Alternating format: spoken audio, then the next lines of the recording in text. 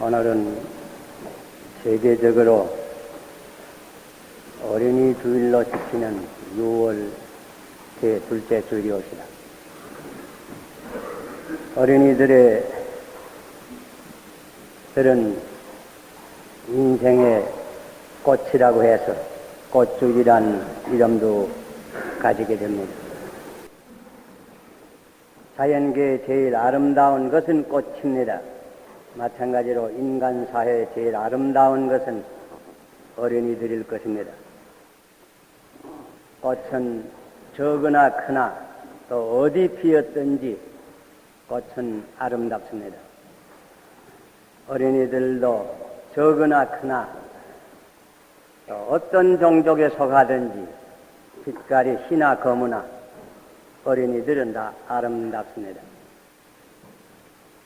오늘 우리가 읽은 이 성경 말씀 가운데는 예수님과 이 어린이들에 대한 아주 아름다운 일화가 적혀 있습니다. 예수님께서 마지막 예루살렘으로 올라가시는 도중이었습니다.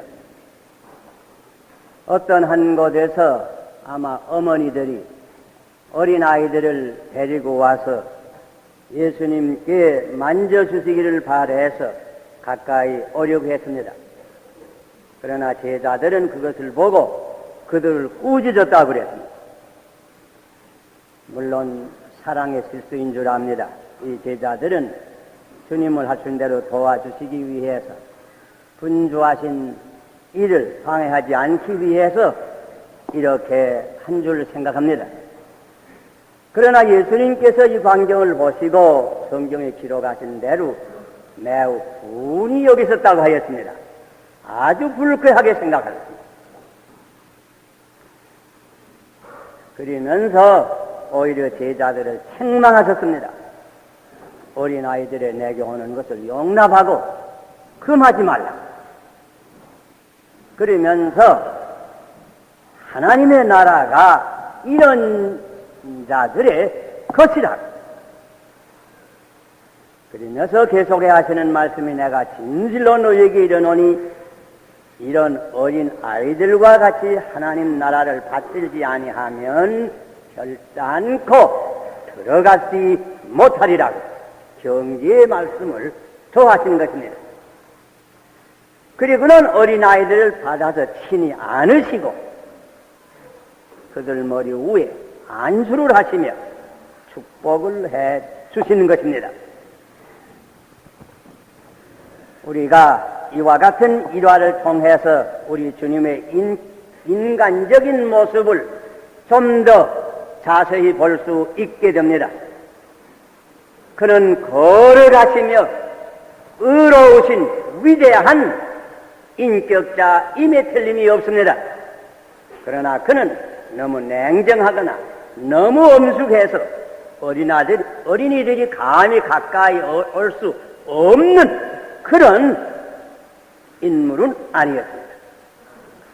그는 어디까지나 인간적이며 인정이 깊은 자애로운 품성을 가지셨던 것을 우리가 이런 일화 가운데서 찾아볼 수 있는 것입니다.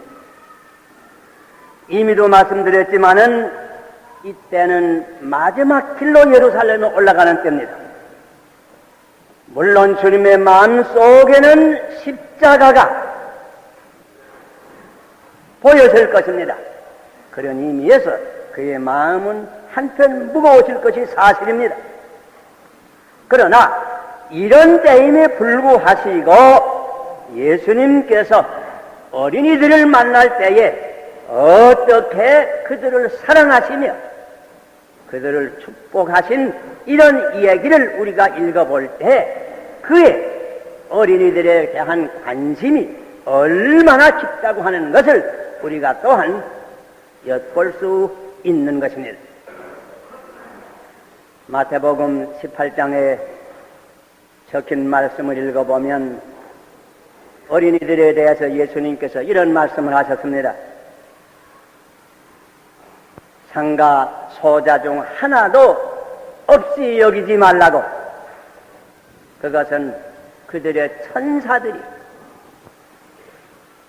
내 아버지의 얼굴을 항상 하늘에서 보고 있느니라, 이런 말씀을 하신 적도 있습니다.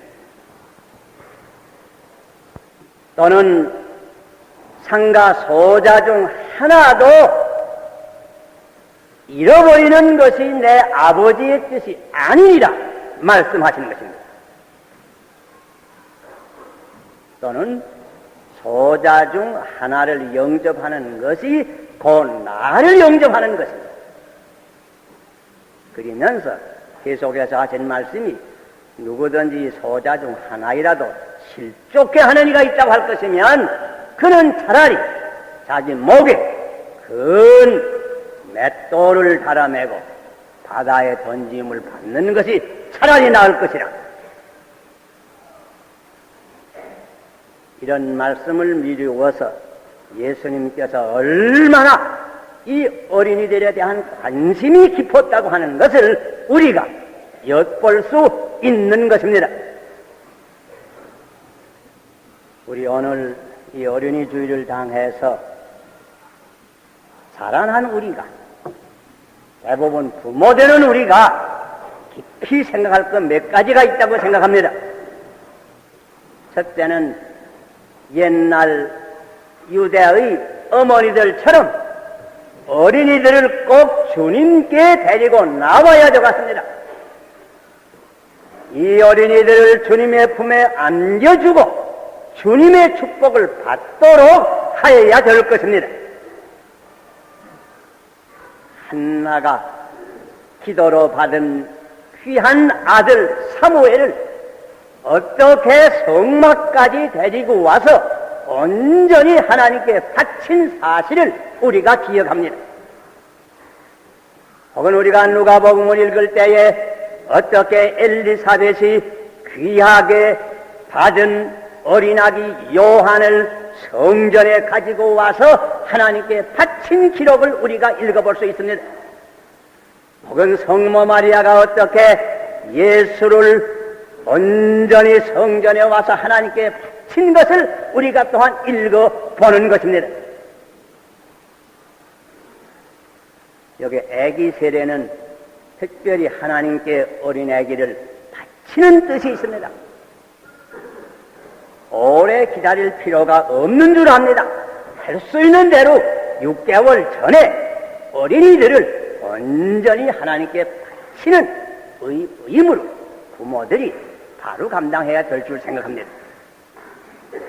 제가 바로 며칠 전에 여기 한국에 선교사로 나온 어떤 가정에서 초청을 하기에 제가 어떤 오후에 가보았습니다. 가보니까 자기 가까운 친구들 아마 30명가량 거의 청한 것 같습니다. 그 가운데는 미국에서 오신 분도 있고, 스웨덴에서 오신 분도 있고, 중국에서 오신 분도 있고, 또 물론 한국 분도 여러 분 같이 있었습니다. 그래서 잠깐 예배를 인도해 달라고 해서 잠깐 예배를 드렸습니다. 그 다음에 그 부인이 난지 한 2달밖에 안 된 적은 어린 아기를 안고 와서 제게 안겨주면서 특별히 부탁을 합니다. 우리가 오늘 특별히 어린 아기를 하나님께 바칠 마음이 있으니 이것을 이 어린 아기를 받아 안고 특별히 아기를 위해서 기도해달라. 그래서 그 아기를 위해서 다시 기도한 적이 있습니다. 하나님께서 우리에게 모든 주시는 선물 가운데 가장 귀한 선물은 이 어린 아기들입니다. 이 어린 아기를 하나님께 온전히 바쳐서 하나님의 축복을 받게 하는 것은 매우 귀한 일인 줄 생각합니다. 또한 부모님들이 이 어린아기에 대한 책임을 아기 적부터 일찍 감당하는 것을 배워야 될 줄 압니다. 어린아이들이 말을 배울 때이면 먼저 하느님을 찾을 줄 배워줘야 되겠습니다. 말과 같이 기도도 배워줘야 되겠습니다. 사실 주기도든지 사도신경이든지 10가지 계명 같은 것은 주일학교까지 올 필요가 없는 줄 생각합니다. 우리 가정에서 부모님들이 어렸을 때에 집에서 배워 주어야 될 것입니다. 또한 성경의 귀한 구절을 암송시키는 것도 어렸을 때부터 배워주면 일생을 잊어버리지를 아니합니다. 주의를 거룩히 지키는 습관이든지 모든 종교적인 교육을 어렸을 적부터 부모들이 반드시 시작해야 될 것입니다. 사실 인간 일생의 가장 중요한 때는 1살에서 7살까지라고 합니다. 이 1살에서 7살까지는 온전히 어린 애들이 부모의 무릎에 있습니다. 이때에 어머니 된 사람, 아버지 된 사람이 어떠한 교육을 주는가 하는 것은 일생을 지배하는 큰 영향력을 가졌다고 하는 것을 우리가 항상 잊어서는 아니 될 것입니다. 그리고 또한 둘째는 우리가 이 일화를 읽는 가운데 제자들의 실수를 찾아봅니다. 물론 제자들의 본인은 아닌 줄 압니다. 제자들의 본인은 예수님을 도와주기 위해서 이와 같은 행동을 취한 줄 압니다. 그러나 어린이들이 예수님께 접촉하고자 하는 것을 방해한 것만은 사실입니다. 또 이와 같이 방해하게 된 그 배후에는 아무래도 옛날이나 오늘이나 흔히 어른된 사람이 어린이들을 좀 경하게 내깁니다. 자, 그때에도 가령 어른들이 와서 예수님을 꼭 배웠다고 할 것이면 제자들이 물리치지 않았습니다. 그 어머니들이 아기들 데리고 와서 예수님 배웠다고 하니까 물리치면서 우지서서 보내려고 했다. 여기 흔히 개척교회에 나가서 전도하는 전도사나 전도 목사에게 개척교회 형편을 물어봅니다. 지금 그 형편이 어떻습니까? 좀 물어보는 때 있습니다. 물어보면 흔히 대답하는 말이 그저 어른은 한 20명 메우고요. 그저 아들만 그저 한 50명 메웁니다. 그저 그 말도 그런 말을 들을 때에 무슨 생각이 나는 거 아니? 그저 그 사실대로 보고는 보고 하는 게지요. 그러나 마땅히 그 말을 어떻게 해야 될 거 하니 어른도 한 20명 메고 아주 장래성이 많은 아이들도 어르신은 메웁니다. 이렇게 대답해야 될 기란. 그런데 보통은 그렇게 대답 안 합니다. 왜 그런 거 아니? 우리 어른들은, 그래서 아이들은 좀 경하게 여기는 그런 우리 마음이 누구에게나 거의 다 있습니다. 사실 50이나 60이 넘은 분을 전도를 해서 교회로 인도해서 그들의 영혼을 구원하는 것도 그 대단히 귀한 일입니다. 대단히 귀한 일입니다. 그러나 여러분 아십니까? 어렸을 때, 어린 아이들 때에 그들에게 전도를 해서 그들을 주님께로 인도하는 것은 실상 결과적으로 보아서 소중한 일입니다. 왜? 50대, 60대 된 이는 예수를 믿고 교회에 들어온다고 해야 그저 기껏해야 자기 영혼이나 구원합니다. 더 일할 기회는 다 지나갔습니다. 그러나 어린 아이 쪽에 어떤 어린이 하나를 온전히 주님께로 인도했다고 할 것이면 일생을 그로하여금 옳은 길을 갈 수 있도록 만들 뿐더러 일생을 통해서 많은 열매를 맺힐 수 있는 것입니다. 어린이들에게 장래성이 더 있다고 하는 것을 우리는 언제나 기억해야 됩니다. 어린이들을 평시하는 마음을 버려야 합니다. 여기 사실 우리 교회 안에 주일학교가 얼마나 중요하다고 하는 것을 우리가 기억해야 합니다. 영아부가 아주 중요합니다. 유치부가 아주 중요합니다. 유년부, 초등부, 중등부, 고등부가 아주 중요합니다. 주일학교 선생이 어떠한 어린이반 하나를 맡아서 가르친다고 하는 것은 그 책임이 매우 중대합니다. 그저 어른들한테 설교를 하라고 하면 밤을 새우면서 잘 준비를 하겠지만은 뭐 아이들한테 하는 설교야. 그래서 대강 생각해서 하면 되겠지. 이렇게 생각하지 마세요.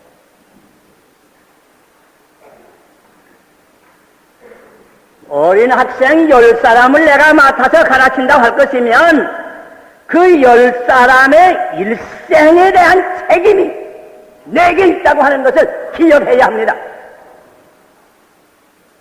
어렸을 때에 온전히 마음의 방향을 바로잡을 수 있습니다. 어렸을 때에 온전히 회개할 수 있습니다.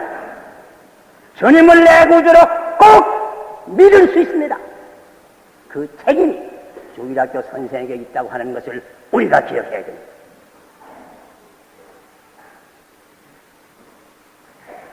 일생의 분기점이 이 영아기와 유년기에 있다고 하는 것을 우리는 언제나 기억해야 될 것입니다. 그뿐만이 아닙니다. 어린애들의 마음은 문자 그대로 옥토입니다.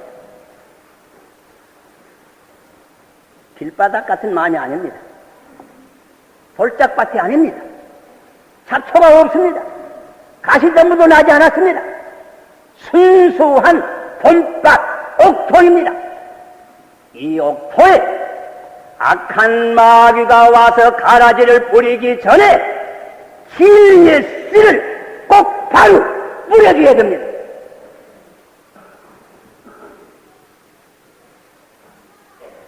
이것이 주일학교 선생님들의 특별히 우리 교회 안에서 책임이 있는 것을 기억해야 됩니다. 부모들의 책임은 말할 것도 없고, 그리고 또 우리가 기억할 것은 모든 교육이 그렇지만은 특별히 종교교육, 도의교육은 입과 혀로만은 되지 아니합니다. 내가 친히 보여주는 것이 있어야 합니다. 아무리 거짓말을 하지 말라고 입으로는 가르치지만은 자기 자신이 거짓말하는 것을 애들에게 본다, 아이들이 본다고 할 것이면 그 교육이 바로 되겠습니까? 특별히 종교교육이라고 하는 것은 말로만 되지 아니합니다. 내가 보여주는 것이 있어야. 여기 백문이 불여일견이란 말이 있지만은 사실 이 교육 문제에 있어서도 그렇습니다. 우리가 보여주면 그만큼 효과가 있어요. 또 사실 우리가 어린애들을 속일 수 없습니다. 우리 한 가정에서도요, 사실 아버지가 참 신앙이 있는지, 어머니가 참 신앙이 있는지, 오빠가 참 신앙이 있는지, 누나가 신앙이 있는지 어린애들이 그 모르는 것 같아도 뻔히 다 알고 있어요. 다. 전에 어떤 예술가가 예수님의 소상화를 그리기를 시작해서 여러 달을 걸려서 하나 필해서 이거는 자기 집에 4살 난 어린 딸이 있는데 그 딸을 데려다가서 이분이 누구 같으냐 뭐라고. 그러니까 그 애가 하는 말이 아이고 참 인물이 이쁘게 잘생겼구만요. 그 이상 더 다른 얘기가 없다. 그 말 듣고 이 예술가는 마음에 실망했다고. 그다음에 내가 이거 다시 그리하려고 다시 상상을 하면서 다시 여러 달을 그려서 또 다른 그림을 하나 그렸어. 그다음에 그 또 딸을 데려다가서 이분이 누구 같으냐. 저 보더니 그분 조금 얼굴이 무섭구만요. 무섭다. 이 아버지가, 이 예술가가 또 실망했다고 합니다. 그리고는 다시 참 기도를 하면서 성경을 보면서 많은 묵상 끝에 다시 소상을 하나 그랬다. 그리고 자기 그 딸을 데려다가서 이분 이건 누구 같으냐. 그때 자기 딸 하는 말이 그분이 예수님 아닐까요? 그때야 이 예술가가 과연 이 그림이 이거 바른 귀. 어린이들이 모르는 것 같지만은 과연 누가 예수님의 마음을 가지고 과연 누가 참된 신앙이 있는지 다 압니다. 어린이들은 못 씁니다. 어린이들의洞察力이 오히려 어른보다 더 날카롭습니다.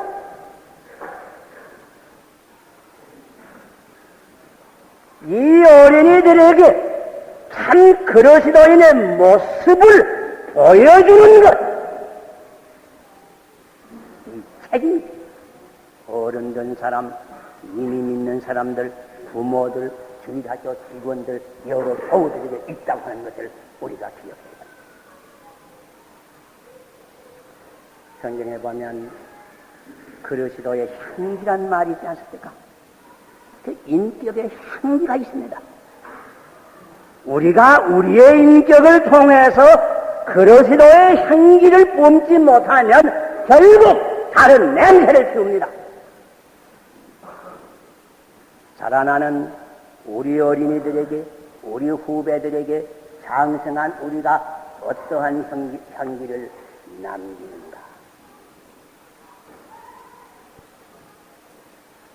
사람이란 혼자 사는 것도 아니고 혼자 죽는 것도 아닙니다. 무슨 말인가 하니 내가 어떻게 사는 것이 다른 사람에게 영향을 줍니다. 내가 어떻게 죽는 것이 다른 사람에게 영향을 줍니다. 그러기에 천당에도 혼자 가는 사람이 없고 지옥에도 혼자 가는 사람이 없다고 합니다. 내가 천당 가면 다른 사람도 많이 이끌어 가지고 같이 천당에 갑니다. 내가 지옥에 가면 다른 사람도 많이 이끌어 가지고 지옥으로 가요.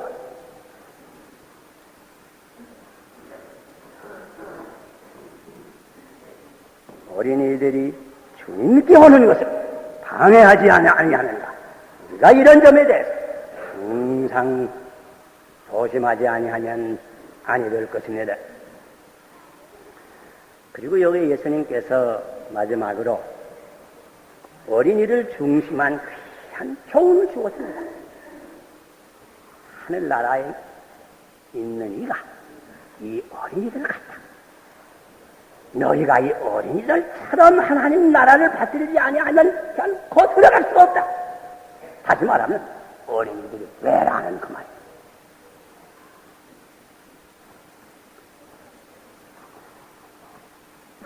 여기 성경에 보면 지혜에는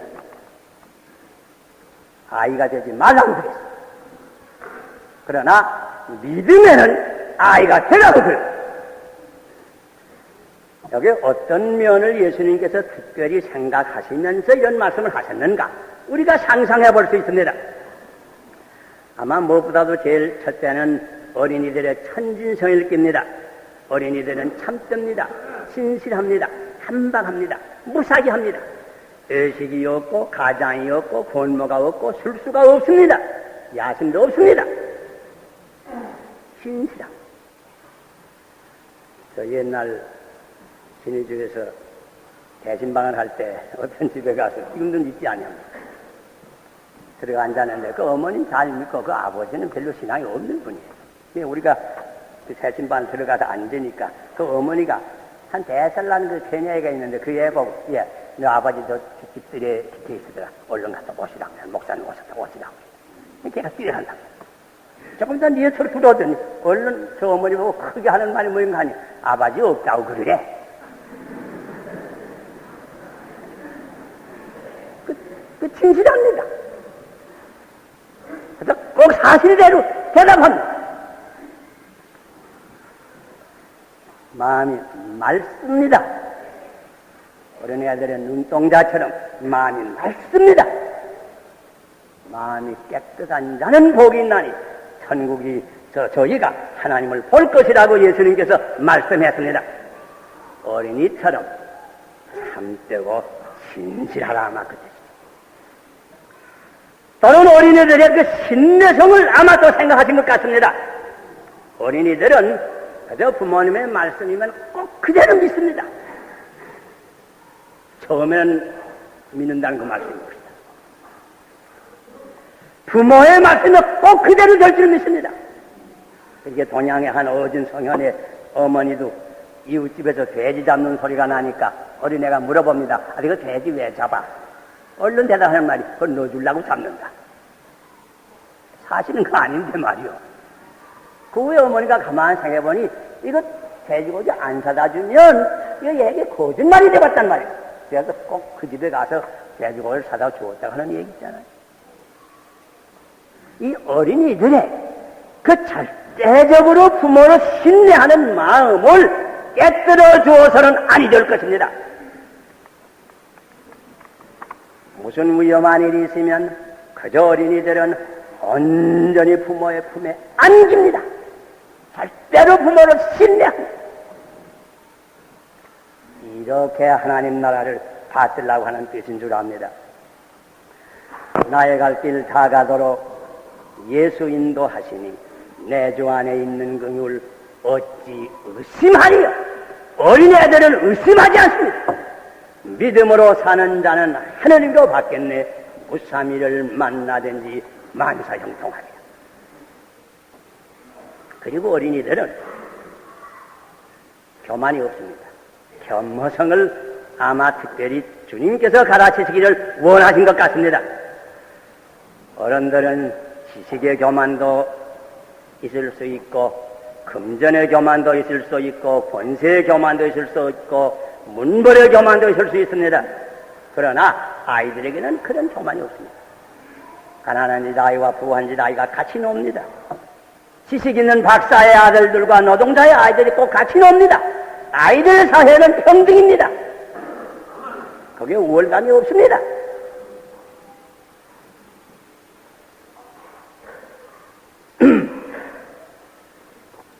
마음이 가난합니다.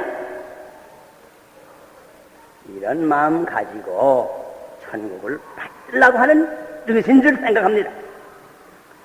한두 가지 더 말씀한다고 할 것이면 어린애들은 잘 잊어버리지요.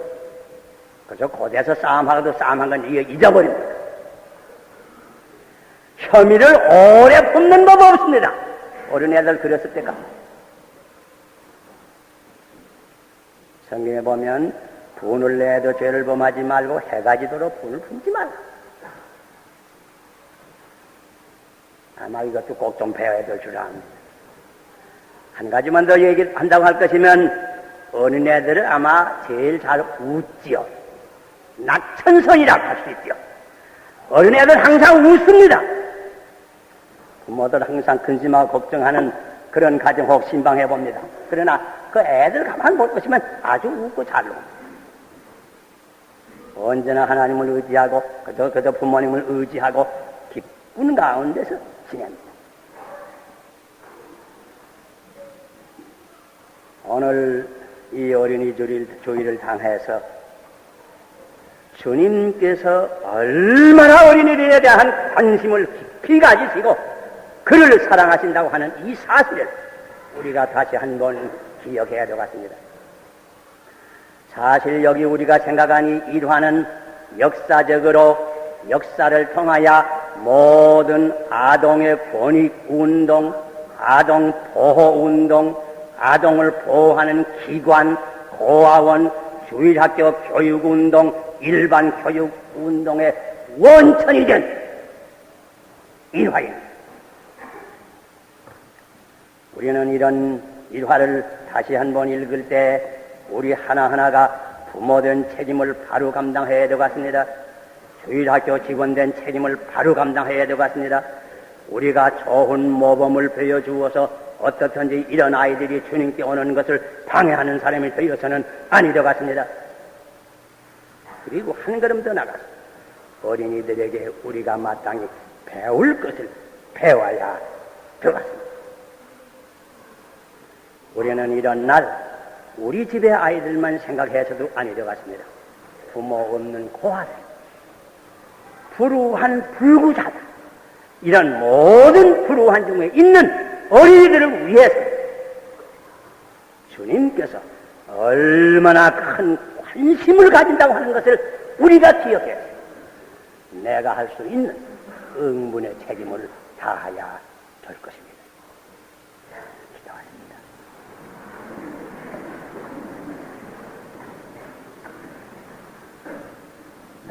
사랑의 근본 되시는 우리 하나님 아버지, 우리 가정을 축복하셔서 귀한 어린이들을 보내주심을 감사합니다. 우리 주님께서 이들을 얼마나 사랑하시고 얼마나 깊은 관심을 가지시는 것을 저희들이 다시 한번 추억하였습니다. 아버지시여, 우리도 이런 날을 당해서 우리 부모된 이로서의 책임을 깊이 생각할 수 있게 해주시고, 나의 이 귀중한 책임을 다 감당할 수 있는 은혜를 더하여 주시기를 간절히 기도합니다. 한국의 어린이들이, 모든 어린이들이 기쁘게 건강히 튼튼히 자라나는, 배울 수 있는 이런 사회, 이런 나라를 건설하기 위해서 우리의 최선을 다할 수 있는 저희들 또한 되게 하여 주시옵소서. 예수님 이름 받들어 기도하옵나이다.